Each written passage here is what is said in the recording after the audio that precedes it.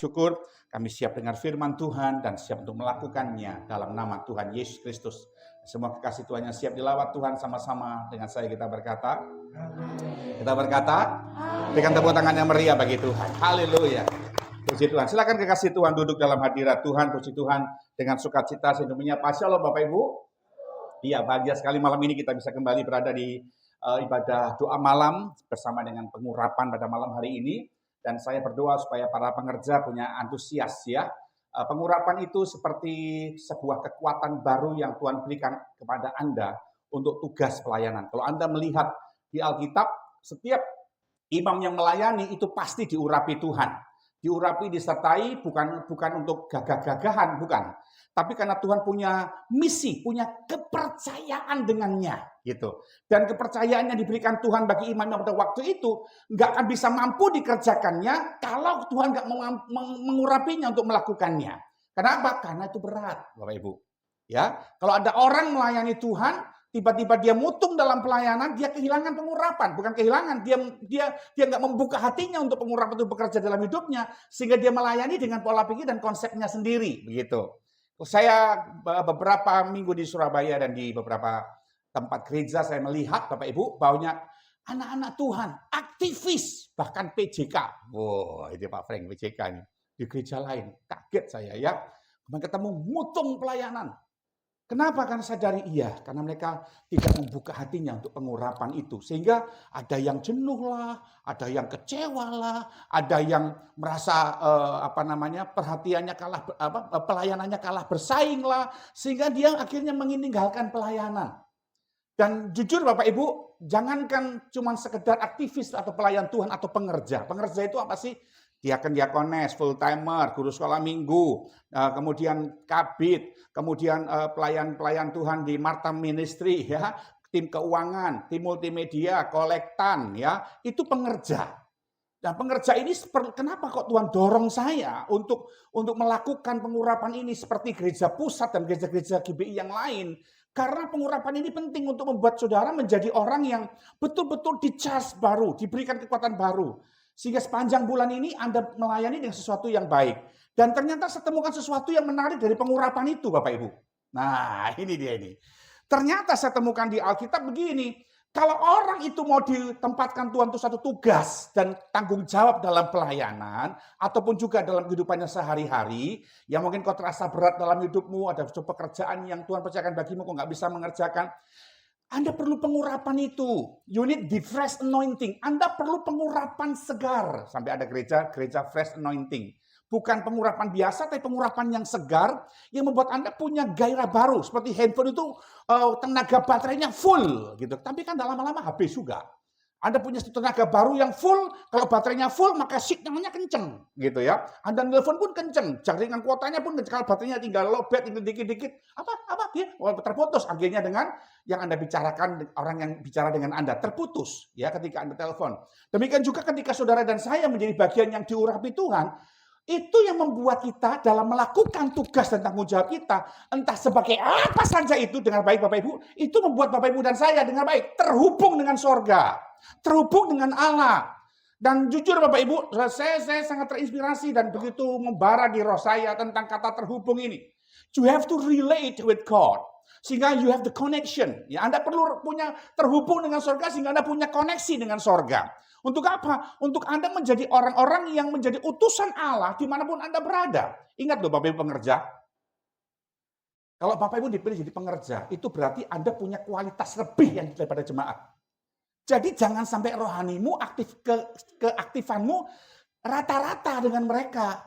Mereka kan bilang apa? Dia aja nggak ikut kebaktian. Dia aja kayak begitu. Masa saya lebih daripada dia? Pelayan Tuhan aja kayak begitu. Kan begitu kan Bapak Ibu ya? Nah supaya kita ini jadi berkat. Perkataan kita jadi berkat. Supaya kehidupan kita jadi berkat. Pelayanan kita jadi berkat. Anda nggak mungkin dengan kedaginganmu melakukan kekudusan. Nggak akan bisa Bapak Ibu. Serius. Anda akan berjaga, aku janji Tuhan gak akan bohong. Anda pasti akan bohong. Aku janji Tuhan gak akan nyolong. Anda pasti akan bohong, akan nyolong. Aku janji Tuhan gak akan cemar. Nanti Anda akan jadi cemar. Kenapa? Karena mengandalkan kekuatan untuk tidak hidup najis, tidak hidup cemar. Tapi beda kalau ada pengurapan, saudara. Pengurapan itu memampukan kita melakukan apa yang kita tidak bisa lakukan. Saya nggak bisa ngampuni, daging saya ini keras. Daging saya ini wataknya, belum tahu saya keturunan orang Tionghoa. Keras saya ini. Itu saudara ya. Pengurapanlah yang memampukan kita untuk jadi lembut hati. Bisa jaga perasaan orang. Bisa jaga hati nurani orang. Bisa jaga hidup tidak jadi batu sandungan. Itu yang bisa membuat kita melakukannya karena pengurapan. Saya ini basicnya pelit.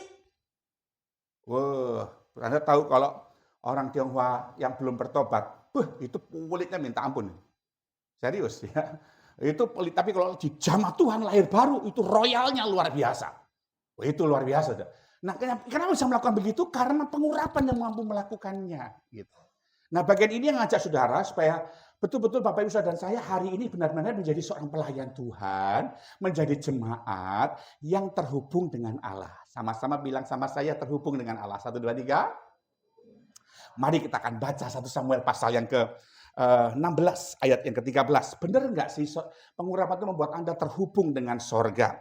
1 Samuel pasal yang ke-16. Ya, kita akan baca ayatnya yang ke-13. 1 Samuel 16 ayat yang ke-13. Firman Tuhan berkata demikian. Samuel mengambil tabung tanduk yang berisi minyak itu dengan baik dan mengurapi Daud di tengah-tengah saudara-saudaranya. Sejak hari itu dan seterusnya kuasalah Roh Tuhan atas Daud. Lalu berangkatlah Samuel menuju Rama. Bapak Ibu, saya mempelajari kisah ini bagaimana Anda pasti tahu dari zaman sekolah minggu lah ya. Seorang anak yang tidak diperhitungkan di keluarganya, bahkan ada yang menafsirkan Daud ini adalah anak angkat gitu ya, sehingga papa mamanya nggak perhatikan dia. Tapi nggak jadi soal. Sikap dari papa mamanya dan juga saudara-saudaranya terhadap dia, dengar baik, tidak membuat dia tawar hati. Sehingga muncul Mazmur 27 ayat 10, sekalipun ayah dan ibuku menolak aku, namun Tuhan menyambut aku gitu. Nah, hari-hari ini saudara lihat berapa banyak daripada kita yang apa yang kita jagain, apa yang kita harapkan, apa yang kita sayangi, apa yang kita andalkan gitu ya, tapi justru malah ngecewain kita. Bagaimana sikap saudara ketika engkau mengandalkan orang tuamu, tiba-tiba orang tamu dipanggil Tuhan? Anda mengandalkan bosmu, tiba-tiba bosmu dipanggil Tuhan. Anda mengandalkan pekerjaanmu, tiba-tiba pekerjaanmu yang membuat Anda harus di-resignkan dari pekerjaan Anda, saudara. Anda diberhentikan. Yang kerjaan Anda mengecewakan. Anda punya kekasih yang Anda harapkan bisa menikahi saudara, tiba-tiba kekasih Anda meninggalkan saudara. Ada banyak hal yang di mata kita seringkali mengecewakan kita. Nah, dari hal seperti inilah yang dibuat oleh Raja Daud. Dalam keadaan seperti itu, dia nggak pernah membuat hatinya tawar atau membuat hatinya tersakiti, hatinya terluka sehingga masuklah bibit-bibit dosa yang lain. Karena hati bagi Raja Daud, bagi Daud pada waktu itu merupakan sebuah wadah untuk dia menikmati komunion, persekutuan dengan Roh Kudus itu. Sehingga luar biasa lagi bahwa hidup yang hatinya bersih itu punya nilai lebih, punya value. Tuhan melihat dia yang ada di padang rumput sendiri mengembalakan kambing domba cuma 2 ekor. Dia menjaga hatinya, tidak ada kekecewaan, tidak ada akar pahit. Bahkan dia nggak pernah menyalahkan Tuhan yang melahirkan Daud di tengah keluarga Isai. Yesaya pasal 6 berkata begini. Waktu dia melihat bagaimana apa yang diandalkannya, yang diharapkannya nggak memenuhi harapannya, tapi dia bilang begini, pada saat matinya Raja Uzia, aku melihat Tuhan. Kalimat itu keren, saudara. Saya waktu renungkan kalimat itu berkata, Tuhan, ada banyak orang yang kuandalkan, ada banyak orang yang kuharapkan, ada banyak keadaan yang aku banggakan, tapi ngecewain. Tapi di saat seperti itu aku bisa melihat Tuhan seperti Yesaya melihatnya. Bisa nggak Bapak Ibu bilang gitu sama Tuhan? Di saat semuanya ngecewaan seperti mati, aku melihat Tuhan. Kenapa Yosef bisa melihat Tuhan? Simple, karena dia terhubung dengan Allah. Hari-hari ini Bapak Ibu dengar baik, kalau hidup kita nggak terhubung dengan sorga, di tengah-tengah rumitnya keadaan ini, Anda nggak akan pernah bakal bisa menangkap apa maksud Tuhan menempatkan Anda pada keadaan yang sulit itu. Saya ulangi ya, kalau Bapak Ibu di dalam dunia ini tidak terhubung dengan Allah, Anda akan punya kesulitan untuk menangkap pesan Tuhan. Mengapa Anda ditempatkan Tuhan di tempat itu? Sehingga Anda kehilangan berkat Tuhan. Tapi kalau Anda terhubung dengan Tuhan, Anda akan melihat bahwa di balik keadaan yang tidak enak, Tuhan akan menyediakan berkat bagi Anda.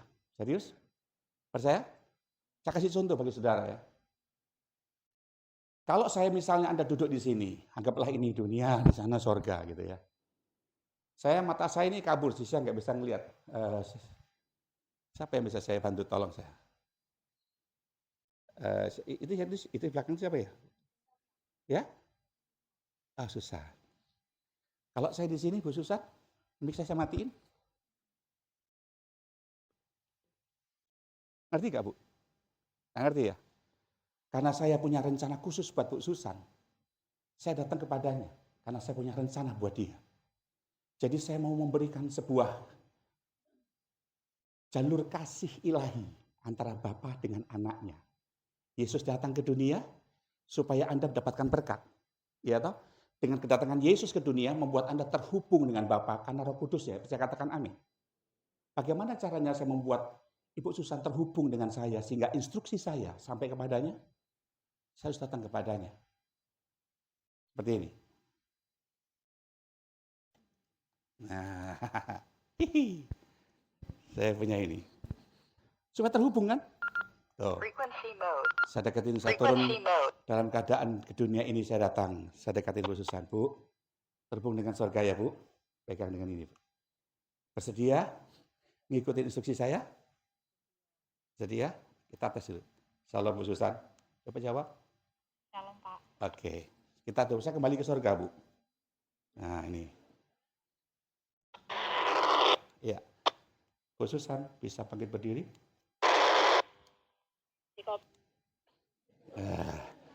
Oke, Bu Susan, tes dengar saya. Bu, saya suruh Anda berdiri, gak jalan. Iya, Pak, saya berdiri. Oke, berdiri. Lalu saya ingin memberikan berkat dalam kehidupan Anda. Dan berkat itu ada di ruangan ini. Bersedia, Bu? Siap, bersedia, Pak. Oke. Sekarang Ibu bangkit berdiri dan keluar dari kursi menuju ke arah belakang. Siap, laksanakan. Terus ke belakang, terus ke belakang. Oke, ke belakang, lalu belok kiri, Bu. Belok kiri, terus sampai ke pintu dekat geraha. Stop, stop, stop. Ya, seperti di situ. Ya. Mundur 3 langkah, Bu. Kembali ke lorong tengah. Yang orang sini, ya itu. Oke. Coba maju melangkah sampai ke 7 kursi. Dekat tiang yang ada penyangga.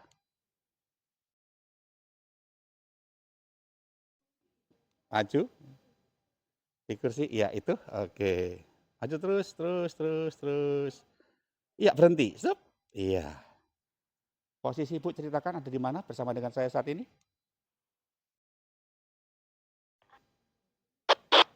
Posisi saya di lorong di kursi 1, 2, 3, 4. Ketujuh dari depan. Oke, sekarang Ibu pegang kursi yang di samping kanan Ibu.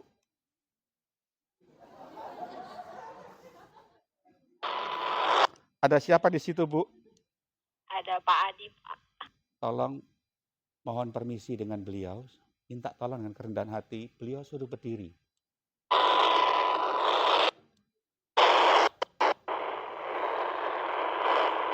Sudah? Lalu coba Ibu angkat kursinya beliau. Di balik kursinya beliau ada apa? Ibu ambil di situ lah harta karun berkat dari Cina. Oke, Pak. Ada? Ada, Pak. Apa isinya? Ada permen coklat. Bukan, itu bukan coklat, Bu. Itu permen Cina. Oke, isinya berapa biji, Bu? Isinya berapa biji, Bu? Ada 3, Pak. Baik, 3 itu berarti Allah Bapa, Anak, dan Roh Kudus. Berkat tidak boleh Ibu makan sendiri. 1 buat Ibu, yang 2 kasihkan Pak Adi, 1 lagi kepada Pak Frank yang ada di depannya. Oke, siap, Pak. Baik, kalau sudah silakan duduk, Bu. Tuhan memberkati.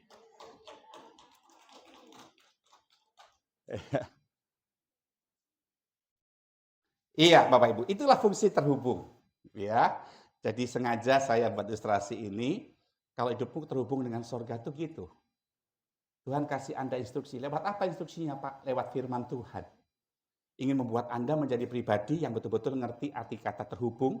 Dan lihat, selama Ibu Susan ngikutin instruksi saya, itu arti kata yang ditulis di dalam ayat 1 Samuel 16 ayat 13 tadi. Terima kasih Bu Susan ya. Wah, ini luar biasa Pak Ibu. Itu arti kata berkuasalah. Sejak hari itu saya berikan pengurapan berupa HT sama Ibu Susan. Sejak hari itu berkuasalah instruksi Pak Samuel kepada Bu Susan. Gitu ya. Kenapa? Karena dia terhubung dengan saya. Kalau dia jadi pribadi yang tidak nurut apa yang saya katakan, saya suruh ke kiri, ke belakang, dia malah ke depan, lama-lama begitu terus saya matikan hati saya putus hubungan. Walaupun dia punya hati di tangannya. Saya putus hubungan, saya mau dengerin, kamu dengar saya suruh ke belakang, malah ke depan, kok saya suruh berdiri, malah kamu duduk, kok kan gitu ya. Tapi selama dia melakukan instruksi, itulah kata berkuasa yang Tuhan ajarkan buat kita. Kata berkuasa dalam bahasa Ibrani, kata yang dipakai adalah zalah. Nah ini nih Bapak Ibu, dengar baik. Kata zalah ini kata yang powerful banget. Kata zalah ini adalah kata di mana ada dua arti. Yang pertama, yaitu rush atau menyerbu. Itu arti kata zalah. Loh, waktu pengurapan masuk dalam diri Bapak Ibu, dia tuh pengen nyerbu saudara. Apanya yang diserbu Pak Pendeta? Karakter kita yang bobrok itu loh. Sifat kedagingan kita yang bobrok itu loh. Itu yang diserbu oleh pengurapan itu. Jadi pengurapan itu yang memampukan Anda untuk melayani Tuhan, untuk bekerja, berkarya dengan hati yang kudus. Hati yang kudus didapatkan ketika Bapak Ibu betul-betul mau menanggalkan semua tabiat perbuatan daging kita ini. Itu yang menghalangi Anda nggak bisa dipimpin oleh Roh Kudus. Kitab Roma pasal yang ke-8. Ya, Roma pasal yang ke-8. Coba Bapak Ibu lihat. Roma pasal yang ke-8, ayatnya yang ke-13. Roma 8, ayat yang ke-13. Ya, dikatakan begini. Sebab jika kamu hidup menurut daging, kamu akan mati. Tetapi jika kamu hidup oleh roh, kamu mematikan perbuatan-perbuatan tubuhmu. Kamu akan hidup. Kemudian ayat yang ke 20, ayat 14. Setiap orang yang dipimpin oleh roh Allah, terhubung dengan Allah, oke, adalah anak Allah. Selama Bu Susan terhubung dengan saya, dia adalah anak saya. Itu maksudnya Tuhan itu begitu. Jadi selama kita terhubung dengan sorga, ikut instruksi Tuhan, dia menyerbu karakter kita. Kita mau dipimpin, apa yang disebut Pak? Karakter perbuatan daging kita itu loh. Itu membuat Anda menjadi orang yang terhubung dengan Allah. Anda terkoneksi. Loh, sampai sekarang anak saya ada di Surabaya. Saya tinggal di sini misalnya begitu. Hanya anak yang tidak akan pernah terpisah dengan ayahnya atau dengan orang tuanya. Dad, you have a time? I want to talk with you. Papa, kamu punya waktu, aku bicara. Papa punya problem. Dia cerita. Kenapa? Karena dia nggak mau terpisah, terhubung. Lah kalau ada anak Tuhan yang mohon maaf nih, nggak pernah sembahyang, nggak pernah ke gereja, badannya ke gereja, tapi dia nggak bisa bicara dengan bapaknya, itu adalah anak Tuhan yang betul-betul kehilangan pengurapan. Kenapa? Karena selama dia ngaku jadi anak Tuhan, dia melakukan perbuatan-perbuatan daging. Tidak hidup dalam kendali zalah tadi. Atau kata pengurapan Roh Kudus tadi. Sehingga apa yang dia mau, apa yang dia buat, dia lakukan itu sendiri. Sehingga tanpa sadar, dia menyakiti hati Bapa yang ingin terhubung dengan dia. Nah, kalau sudah betul-betul mengerti arti bagaimana kata terhubung tadi, membuat saya menjadi orang yang menanggalkan perbuatan daging. Perbuatan daging itu apa Pak Gembala? Kita bilang begini. Galatia pasal 5 ayat yang ke-19, ya, dikatakan begini. Perbuatan daging telah nyata. Galatia 5 ayat 19, multimedia tolong tayangin. Perbuatan daging telah nyata, yaitu satu, suka cabul, nonton film porno, ngintip orang mandi, gitu ya. Masturbasi, kecemaran, hawa nafsu, penyembahan berhala, suka okultisme, ramal-ramalan sana sini, ya, sembahyang, kemudian di kuburan, sihir, perseteruan, sukanya cari musuh, berseteru. Ya, perselisihan, sukanya tengkar, gitu. Iri hati, wah ini daging nih, suka iri hati, ya kita bertobat. Amarah, kepentingan diri sendiri, perceridraan, ya, roh pemecah, kedengkian, mabuk, pesta pora dan sebagainya. Terhadap semuanya itu, kuperingatkan kamu seperti yang telah kubuat dahulu, bahwa barang siapa melakukan hal-hal demikian, ia tidak akan mendapat bagian dalam kerajaan Allah. Pak, Bu, dengar baik ya. Sorga itu adalah orang-orang yang hidupnya nanti ditempati, dihuni oleh orang-orang yang dari bumi ini terbiasa dipimpin oleh Roh Allah. Jadi Bapak, Ibu, dan saya harus memahami baik-baik. Semua perbuatan daging ini membuat Anda terputus dengan sorga. Tapi minta diberkati, ya mana bisa. Sorga itu isinya apa? Matius 5 dan Matius pasal 6 menjelaskan ada upah di sana. Kalau kau berdoa, maka Bapamu akan memberikan upah bagimu. Kalau kau melakukan kegiatan agamawimu dengan baik, sungguh-sungguh, tidak untuk dilihat orang, maka Bapa di surga akan memberikan upah bagimu. Upahmu besar di sorga. Selalu ada berita begitu. Di surga ada upah. Dan Allah lah yang punya upah itu. Dan Allah berdiam di surga. Dia menyediakannya bagi saudara yang terhubung dengan sorga. Dan ini membuat kita menjadi orang yang selalu punya kelekatan dengan Tuhan. Tuh. Bapak Ibu jangan cuma sekedar bangga dekat sama Tuhan ya, tapi harus lekat dengan Tuhan.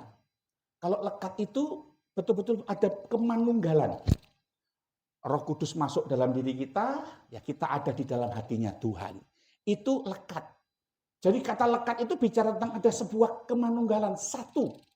Ya seperti Bapa dengan Yesus satu dengan Roh Kudus, demikianlah kita menyatu dengan Yesus dalam diri kita Roh Kudusnya.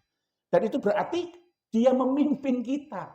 Segala ego lah, atosnya kita, kerasnya kita, udahlah, tinggalin.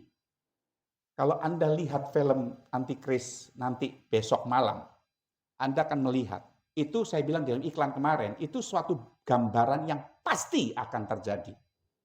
Anda bisa melihat, tidak nyangka saudara ya, orang yang bisa tertinggal, dan akhirnya dia sudah bersemangat, aku nggak akan nyangkal Yesus, pokoknya kita harus nyangkal Yesus. Begitu kena hukuman mati, tahu-tahu temennya kaget, dia pakai tanda itu dong di tangan kanannya, mengkhianati. Kenapa? Dia nggak siap untuk aniaya. Anda wajib tonton, supaya Anda makin cinta Tuhan, dan tidak main-main dengan Kristenan ini. Berita tentang kedatangan Tuhan, udah mau dekat, itu udah dari zaman puluhan tahun yang lalu dikumandangkan ya, tapi nggak datang-datang. Tahukah saudara itu efeknya apa? Membuat kita menjadi acuh tak acuh dengan kedatangan Tuhan yang pelan-pelan namun pasti Dia memberikan tanda-tanda kedatangan pengangkatan akan terjadi. Kemarin Bapak Ibu anak saya ngasih berita di IG dan di YouTube ada Cina jam 1 siang bisa berubah jadi malam saudara. Bukan cuma 5 menit tapi 3 jam selama 3 hari. Anda bisa bayangkan fenomena alam yang sepele bagi kita tapi buat saya itu warning, itu tanda buat kita. Perang, kelaparan, nabi palsu yang bilang katanya tanggal 29 Juni kemarin kiamat lah. Apa itu sudahlah, nabi palsu itu sudahlah banyak saudara. Diralat lagi, oh bukan nanti tanggal 10 Oktober katanya saudara. Aduh macam-macam aja saudara. Itu semua warning buat kita, itu waspada. Jadi kita ini saat ini udahlah Bapak Ibu, ya, jadi orang Kristen yang mengerti bagaimana siap untuk dibentuk. Supaya hidup kita terhubung dengan surga dan engkau akan menjadi pribadi yang mendapatkan fasilitas surga. Apa fasilitas surga? Matius 18 ayat 18 bilang begini. Apa yang kau ikat di bumi akan terikat di surga.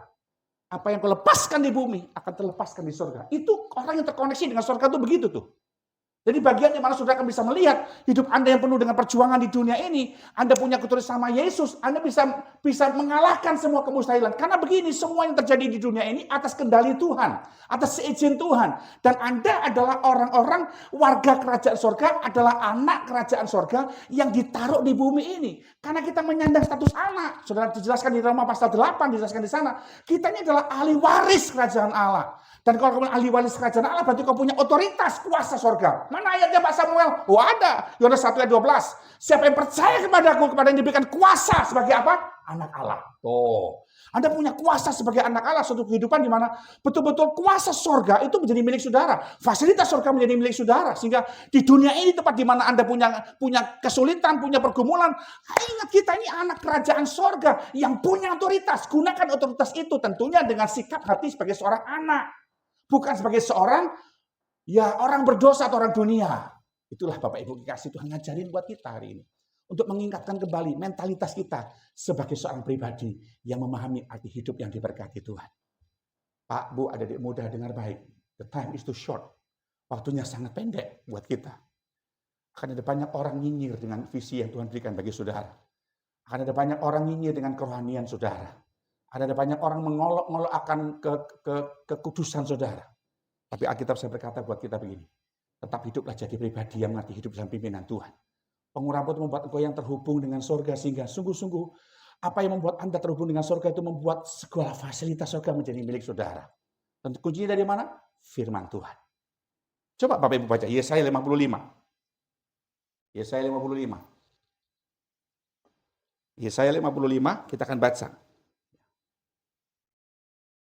Ayat yang ketiga. Yesaya 55, sebentar sebentar. Yesaya. Ya. Ayat kita akan baca ayat yang ke-9.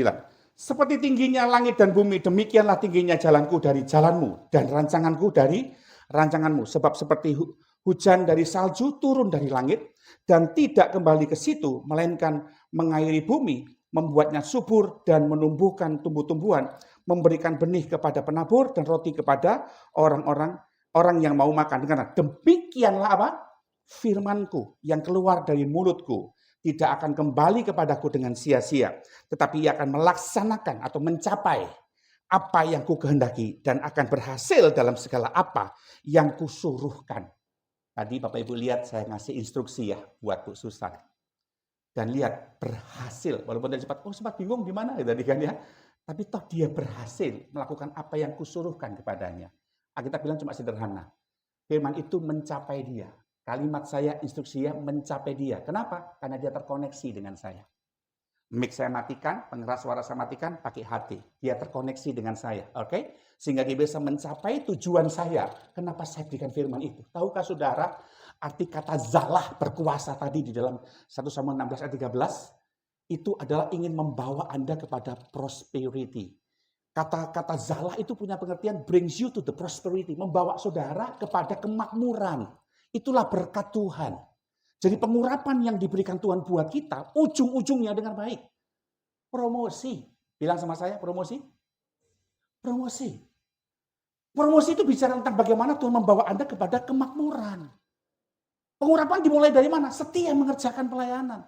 Jangan sampai berkata, oh aku nggak dikasih pelayanan, enak, hore. Keliru saudara.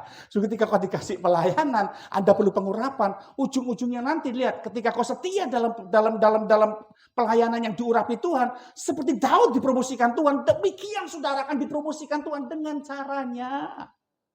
Pak Bu, aku udah ngalamin, Pak Bu, apa di Alkitab ini? Serius. Saya mengembalakan di sini, saya cuma perlu satu pengurapan. Dan Pendeta Alex Abraham Tanu Saputra bilang ini, kalau ada orang diurapi Tuhan untuk tugas khusus, jangan diganggu. Kalau kau ganggu dia, pengurapan itu akan bentur kamu sendiri. Kenapa? Tuhan tuh punya tugasnya sendiri. Contoh nih, Anda diutus oleh Duta Besar Indonesia pergi ke Irak lah kan gitu. Itu utusan benteng atau covering daripada Indonesia menyertai saudara untuk pergi ke Irak. Berani ganggu saudara. Ya, itu sama saja berani mengganggu pemerintahan Indonesia. Dan itu hukum orang yang terkoneksi dengan surga itu begitu. Gak percaya? Oh, ada ayatnya. Nih, lihat nih. Ya, nanti kita kembali ke Yesaya ini. Lihat ayatnya. Coba kalian baca. Sakaria. Nah, ini Sakaria. Ini Sakaria asli ya, bukan Sakaria sapi. Oke, kita baca kitab Papa Kimi. Kitab Sakaria maksudnya ya. Lihat ayat ke-8, pasal yang kedua. Dengar baik-baik, ini hukumnya. Supaya Anda itu ngerti koneksinya. Sebab beginilah firman Tuhan semesta alam yang dalam kemuliaannya telah mengutus aku. Perhatikan. Mengenai, kata mengutus itu mengurapi aku. Diutus dan diurapi. Oke? Mengenai bangsa-bangsa yang telah menjara kamu. Sebab siapa yang menjamah kamu, apa? Berarti, coba jelaskan sama saya apa arti kata biji mata Tuhan itu yang kayak apa sih? Ada yang tahu? Hah? Biji mata Tuhan itu apa Pak Yanto? Biji mata itu apa? Bukan, biji mata. Ya? Apa? Bola mata. Jadi kalau ada orang yang mengganggu, orang yang diurapi Tuhan untuk pelayanan, sementara Tuhan punya tugas buat dia, Anda ganggu, Anda itu sedang nyolok matanya Tuhan. Kurang ajar itu namanya. Iya nggak sih? Cuma saya nggak mau ada orang GBI Clear kurang ajar sama Tuhan dengan nyolok mata hamba Tuhan. Atau orang yang diurapi Tuhan. Itu orang kurang ajar, saudara. Ya, saudara mau matamu dipegang orang? Oh, nggak sakit mata dipegang-pegang. Kan gitu kan? Ini hukumnya. Orang yang terkoneksi dengan surga itu begitu tuh. Orang yang terhubung dengan surga itu begitu. Orang hidupnya lekat dengan Tuhan itu begitu. Kalau ada orang jahatin saudara, hai pelayan Tuhan, engkau nggak balas, kau bawa dalam doa, dengar baik, orang itu dalam bahaya besar. Serius. Saya dijahatin orang, saya diomongin orang, saya difitnah orang. Saya nggak doain besok kamu kena stroke. Nggak perlu. Saya tinggal doain, saya bawa dalam doa, dalam penyembahan. Dia sedang menjamah biji matanya Tuhan tuh. Bahaya tuh Bapak Ibu. Apalagi kalau orang itu melayani dengan tulus, tidak punya kepentingan pribadi. Dia mengabdi dengan tulus. Dia punya tugas khusus dengan Tuhan. Anda enggak dukung, bukan dukung aja enggak, nyinyir lagi, malah rusak lagi, kayak Sambal dan Tobias. Hati-hati sudah. Anda mengganggu orang yang sedang terhubung dengan Tuhan. Bahaya itu. Dan orang model seperti itu, wah sengsara hidupnya saudara. Ya, itu makanya saya ngajak Bapak Ibu, ketika engkau sungguh-sungguh melayani Tuhan, kita bilang begini, kuncinya ketika saudara demikianlah firman Tuhan. Semuanya kembali kepada firman Tuhan. Firman Tuhan itu membuat Bapak Ibu dan saya terhubung dengan sorga. Yang pertama itu firman Tuhan. Yang kedua apa? Relationship. Hubungan pribadi dengan Tuhan. Jadi hubungan pribadi dengan Tuhan membuat Anda lekat dengan Tuhan. Dan ketika engkau keluar dari, anggaplah kamar doa saudara, Anda berjalan dengan Tuhan, itu firman Tuhan yang menuntun kita. Jadi dua ini nggak bisa dipisahkan antara kedekatanmu dengan Tuhan dengan firman Tuhan. Itu dua mata rantai yang nggak bisa dipisahin. Makanya muncul Ulangan pasal 8. Bangsa manakah yang begitu dekat kepada Allah seperti bangsa kita, dan bangsa manakah yang memiliki ketetapan dan hukum seperti bangsa kita, itu dua-dua yang tidak bisa dipisahkan. Jadi kalau Bapak Ibu dekat sama Tuhan, tidak punya firman, akhirnya ngeroh. Kalau kita cuma sekedar tahu firman tapi nggak dekat sama Tuhan, akhirnya jadi kayak orang Farisi. Itu makanya Tuhan ngajarin buat kita hari ini dua hal. Untuk bisa terkoneksi dengan Tuhan.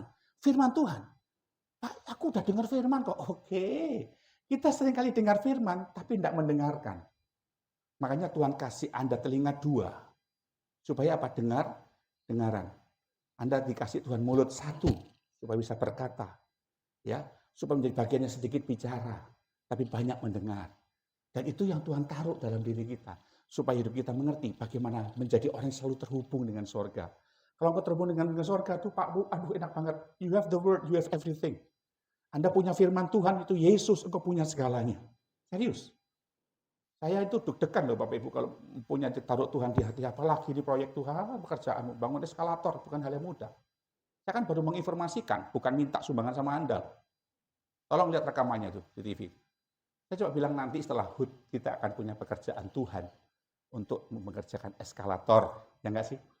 Kalau saya mau cari enak Bapak Ibu ya, ngapain spot jantung begitu? Ya bukan untuk saya juga, istilahnya kan gitu kan. Tapi ini maunya Tuhan, ya sudahlah saya uji dulu, benarkah Tuhan punya mau begitu? Saya uji Tuhan, berikan saya tanda Tuhan. Beneran dong. Baru saya kasih umum begitu, malamnya ada orang WA saya. Dia transfer 5 juta sebagai modal awal buat beli eskalator. Saya semangat jalan Tuhan. Walaupun dengan modal dasar 5 juta, saya akan jalan. Dan saya tidak pernah mau membebani jemaat. Jangankan eskalator, LED aja saya nggak bebani Anda kan. Gereja saya bangun aja nggak bebani Anda kan. Alat musik aja bisa nggak bebani Anda. Saya cuma menawarkan, membuka kesempatan. Yang mau monggo, kan enggak. Ayo ya, yang jadi jemaat keluar. Mulai tiap bulan bayar iuran. 1 bulan 1 orang 500.000. Kalau enggak, masuk neraka. Wah itu membebani jemaat namanya. Kan saya enggak gitu toh. Yuk siapa yang mau diberkati, yuk silakan menabur untuk LED, untuk ini segala macam. Dan jadi, saya enggak pernah paksa jemaat. Jemaat enggak nabur pun, 2 gedung ini jadi bukti loh saudara. Tuhan buka pintu-pintu surga, terjadi 2 gedung ini. Tanpa panitia pembangunan, tanpa bikin les, tanpa bikin proposal kemana-mana. Enggak ada, Tuhan jadi kerjakan. You know why? Anda tahu kenapa? Saya mau jadi orang yang terhubung dengan sorga Pak Bu. Cuma itu aja. Saya jaga hati dengan apa? Firman Tuhan. Saya jaga hati dengan apa? Selalu belajar karib dengan Tuhan. Dan itu tidak mudah karena setan ingin menggoyang Anda. Kalau engkau terhubung dengan sorga, aduh, masalah besar seperti apapun Goliat di depan saudara, Daud terkoneksi dengan sorga, dia bilang apa? Kau mendatangi aku dengan tombak dan lembing. Biasa itu orang perang dengan tombak dan lembing. Tapi aku hari ini mendatangi engkau dengan nama Tuhan. Dia bilang nama Tuhan itu kenapa? Karena dia terhubung dengan sorga, nama Tuhan, Amsal 18 ayat 10 dikatakan, itu seperti menara yang kuat. Kesana orang benar berlari dan menjadi selamat. Dia pergi ke menara, menara itu tinggi. Setinggi-tingginya Goliat, nama Tuhan jauh lebih tinggi. Makanya dilihat Goliat itu kecil. Kenapa? Dia di nama Tuhan itu, di menara itu. Gitu loh Bapak Ibu. Sehingga dia bisa mengalahkan Goliat dengan kekuatan Allah dalam dirinya. Makanya jangan sampai Anda terpisah dari surga.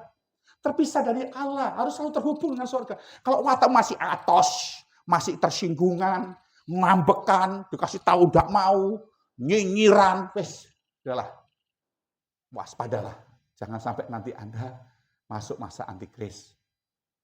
Saya kemarin cerita sama Berlin, Bapak ini beban berat. Ketika saya perhatikan film pengangkatan kemarin, kemudian saya doa, saya bergumul dengan Tuhan, tanya, ada suara di hati, tidak tahu itu suara siapa, waktu suaranya bilang beginilah, kalau jemaatmu sampai tidak terangkat, itu tanggung jawabmu. Aduh, kok bisa aku Tuhan? Iya, kamu kasih berkat, kamu kasih firman Tuhan yang menyenangkan telinga, tidak mengoreksi mereka. Jadi kalau sampai mereka mencintai dosanya dan kau membiarkannya, mereka nggak terangkat, itu tanggung jawabmu. Lalu saya diingatkan dengan 2 Timotius pasal 3 ayat yang ke-16. Buat tolong multimedia. 2 Timotius pasal 3 ayat 16. Makanya firman itu bagian yang terpenting. Dia bilang ini, sama-sama kita baca. 1, 2, 3. Segala tulisan yang diilhamkan oleh Allah bermanfaat untuk apa? 1, 2, 3, 4. Jadi firman Tuhan itu ngajar. Firman Tuhan yang digali dari tulisan yang diilhamkan Allah itu untuk menyatakan kesalahan. Jadi, sorry to say Bapak Ibu, kalau ada pembicara khotbah yang ngambil firman dan kesalahan Anda dinyatakan, entah itu nyindir kah, nemplak kah gitu ya, you have to be thankful. Anda harus bersyukur. Karena itu cara Tuhan pakai si pembicara membuat Anda terhubung dengan sorga. Tapi kalau Anda nyinyir, penghakiman nih, nembak saya nih, ini mas, ini nyindir saya nih. Wah cocok di baju A, oh cocok di baju B. Firman Tuhan tidak berkuasa mengubahkan kehidupan saudara. Sebagai bapak, saya duduk bersama dengan anak-anak rohani saya. Tidak sampai gak diangkat. Sengsara nanti Anda saudara, serius. Dan itu suatu bagian di mana Anda bisa bayangkan film besok, betapa mencekamnya orang-orang yang tertinggal. Ya, saya tidak tayangkan yang siksaannya ya, nanti Anda tambah ngeri. Yang saya tayangkan, saya pilih film yang bagaimana mencekamnya suasana saja saat Anda tidak terangkat. Dan harus menyembah Tuhan baru, Tuhan dunia zaman baru saat itu besok. Anda akan melihat bagaimana hidup yang betul-betul menghadapi aniaya, ada pengkhianatan, ada hukuman di situ, dan harus mempertaruhkan imanmu. Cumanya selagi masih ada waktu, ayo kita sama-sama. Saya juga nggak kebaikan dari saudara-saudara kok, enggak. Ya, saya juga banyak kelemahan, banyak emosionalnya juga, ya masih banyak perlu belajar. Tapi orang yang berbahagia adalah orang yang tahu kesalahannya, dan dia tahu meminta maaf, dan dia tahu mengubahnya. Itu adalah orang yang paling bahagia. Kalau kita sudah merasa diri paling benar, itu adalah roh Farisi. Itu yang membuat mereka menyalibkan Yesus. Kenapa? Karena merasa diri paling benar. Firman Tuhan itu berkuasa untuk menyatakan kesalahan, mengarahkan jalan kita kepada kebenaran. Dan itu bicara sudah menyampaikan kehendak Tuhan dalam diri kita. Firman Tuhan. Dan percayalah, dia akan selalu berhasil mencapai tujuannya. Dan saya boleh tanya sama saudara, setiap kita itu pasti pernah dicapai oleh firman Tuhan. Ya Pak ya? Setiap kita pasti pernah dicapai oleh firman Tuhan. Lalu Pak Gembala, kenapa saya nggak berubah? Masalahnya begini, tanah hatimu yang nggak terbuka untuk menyerap firman itu, Pak Bu. Sehingga kau resist menolak firman itu. Sehingga firman Tuhan itu jatuh di tanah yang keras di hati kita. Nggak bertumbuh, walaupun kau dengar firman Tuhan. Yang ingin mencapai saudara. Yang bisa membuat firman Tuhan nggak berkuasa untuk mengubah hidup kita. Cuma kita sendiri. Yang apa? Yang menyediakan tanah yang keras dan berbatu untuk menolak resist firman Tuhan itu. Jadi firman Tuhan itu selama dia nanti datang ke kali kedua, akan terus dikumandangkan untuk 4 hal tujuan itu Bapak Ibu. Selalu. Itu makanya mari siapkan diri Anda. Tuhan yang bisa membuat saya lembut luluh, tidak sadar akan kesalahan saya, itu pengurapan. Yang buat Anda terkoneksi dengan surga. Udahlah Pak Bu, percayalah saya. Firman Tuhan yang bilang, perbuatan daging telah nyata. Dari zaman dulu sampai sekarang masih nyata dia. Ya segala tadi itu segala macam rentetan perbuatan daging itu. Itu membuat Anda terpisah dari surga. Dan kalau sudah begitu, dia ingin membawa saudara untuk menemani dia di lautan api yang menyala-nyala untuk selama-lamanya. Tapi kalau hidup dengan Tuhan, tersambung dengan Tuhan, terkoneksi dengan Tuhan, firman Tuhan menjadi kesukaan saya untuk melakukannya. Sekalipun berat bagi daging Tuhan, nggak gampang tuh harus tersenyum sama orang yang nyinyirin kita, nggak gampang. Pengurapan yang mampukannya untuk melakukannya. Nggak gampang mengerjakan pelayanan yang penuh dengan tanggung jawab. Nggak dapat apa-apa gitu ya. Harus mengabdi lagi, dinyinyirin lagi. Ya pengurapannya mampukan Anda untuk melakukannya. Karena kita bekerja bukan untuk masa sekarang Pak Bu. Tapi untuk masa yang akan datang. Sampai nanti akhirnya, mana Bu siapa Susan tadi? Hatinya mana Bu? Pak Frank, tolong Ibu ambil kembali. Ya, tolong ambil kembali. Ya, ini lihat, ini endingnya begini. Ya, kembalikan kepada saya. Ya. Ketika Ibu kembalikan kepada saya, seperti Tuhan melihat Anda kembali gitu ya kira-kira. Dia berkata, sabaslah ya anakku yang setia. Turutlah dalam kesukaan Tuhan. Haleluya, Tuhan berkati. Gitu ya. Ya, jadi jangan dibawa pulang nih buat food besok. Ya gitu. Jadi ketika Anda turut firman Tuhan, nanti Tuhan datang. Sabaslah ya anakku yang setia. Sekarang turutlah dalam kesukaan Tuhanmu. Gitu loh. Jujur Pak Bu ya, beberapa hari yang lalu, saya tuh merenung. Saya bilang gini sama Tuhan. Capek juga ya Tuhan ya, jadi orang baik. Itu terbesit di pikiran saya. Serius. Capek juga ya, jadi orang baik. Nggak bisa begini, nggak bisa begitu. Jangan marah, jangan tersinggung, jangan ngambek, jangan terus. Tapi kalau saya jadi orang yang semau saya, jangan bilang orang jahat lah, semau saya, enak. Suka-suka saya bisa. Saya melakukannya. Tapi Tuhan bilang sederhana, kamu hidup bukan untuk masa sekarang. Tapi kamu hidup adalah cerminan kemuliaan Tuhan. Lewat tutur kata, perbuatan kita. Bukan karena engkau baik, enggak. Karena orang ingin melihat, mana sih anak-anak Allah yang dinyatakan itu. Roma pasal 8, dengan sangat rindu, seluruh makhluk menantikan anak-anak Allah yang dinyatakan. Bukan karena berbuat baik, karena saya ingin masuk surga, enggak. Justru karena saya warga kerajaan surga, kebiasaan saya berbuat baik. Kalau Anda ingin berbuat baik, ingin beribadah hanya karena ingin dilihat orang, Anda akan capek sendiri. Tapi kalau memang, saya ini warga kerajaan surga, memang baik. Memang kayak saya ini yang begini. Anda nggak akan bilang capek jadi orang baik. Ya, saya berkata, dalam nama Yesus, saya adalah warga kerajaan surga. Kerajaan surga pasti adalah orang yang baik. Begitu, saudara. Makanya hari ini mari datang sama Tuhan. Tuhan, aku perlu pengurapan-Mu supaya aku terhubung dengan surga. Hidup memuliakan Tuhan. Amin. Nanti hari Minggu saya sambung lagi. Saya akan kita berdiri sama-sama di hadapan Tuhan.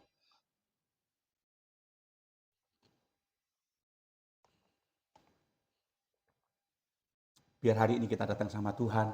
Saya bertanggung jawab untuk Anda dan saya sama-sama bisa terangkat. Menjelang kedatangan Yesus yang sewaktu-waktu terjadi. Sekali lagi Bapak Ibu, Anda tidak akan pernah merasa dan juga tidak akan pernah berasa nista saat kita mengakui kesalahan kita.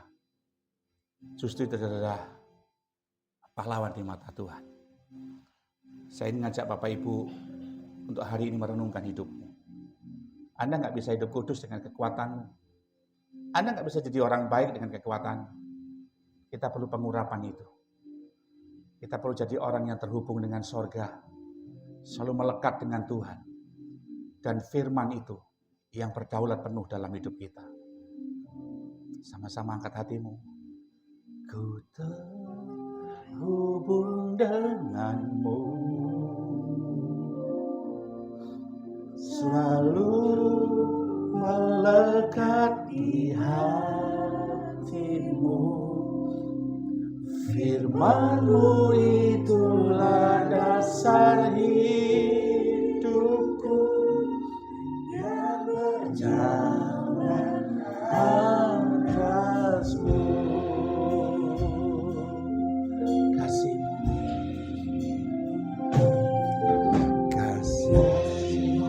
dengan seluruh hidupku.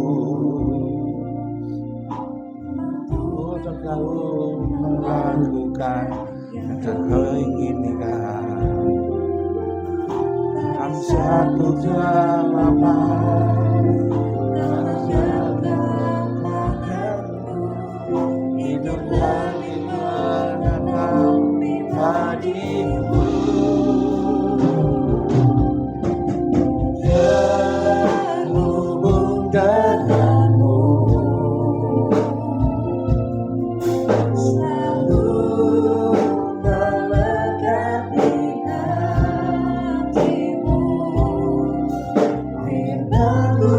Itulah dasar hidupku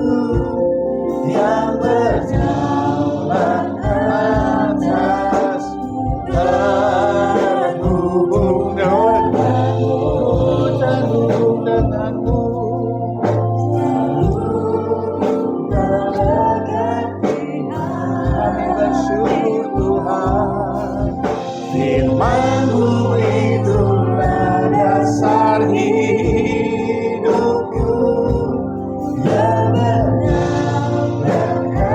atasku. Kalau Bapak Ibu lihat, kenapa Yosua Abraham bilang firman itu dasar dari hidupku. Dasar itu di bawah, fondasi. Itu kata firman Tuhan memang begitu.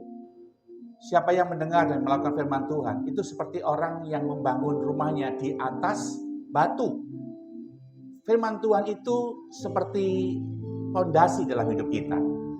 Kalau engkau nanti dipromosikan Tuhan karena Tuhan mengurapi saudara, toh orang lihat saudara kan, Tuhannya tidak kelihatan karena memang engkau melakukan firman Tuhan, orang tidak tahu. Hidupmu berpijak atas firman Tuhan yang di bawah hidup kita. Ketika kau dipromosikan Tuhan, mengalami perubahan ekonomi, perubahan sosial saudara, orang melihat kita. Itulah kemegahan Tuhan. Tutur katamu jadi baik, sikap hidupmu jadi baik, itulah kemegahan Tuhan.